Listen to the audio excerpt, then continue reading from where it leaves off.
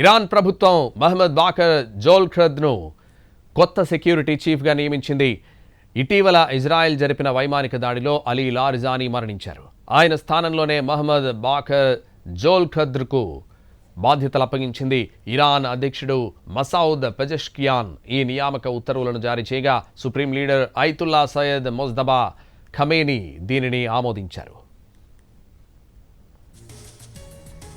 జోల్ఖర్ద్ Iran revolutionary గార్డ్స్లో మాజీ కమాండర్గా పనిచేశారు. గతంలో ఎక్స్పీడెన్సీ కౌన్సిల్ కార్యదర్శిగా, న్యాయ వ్యవస్థలో సీనియర్ అధికారిగా కూడా సేవలందించారు. ఈ నెల 17న ఇజ్రాయెల్ జరిపిన దాడిలో లారిజానీ మరణించారు. దీంతో దేశ భద్రతా వ్యవహారాలను పర్యవేక్షించేందుకు ఈ అత్యవసర నియామకం జరిగింది.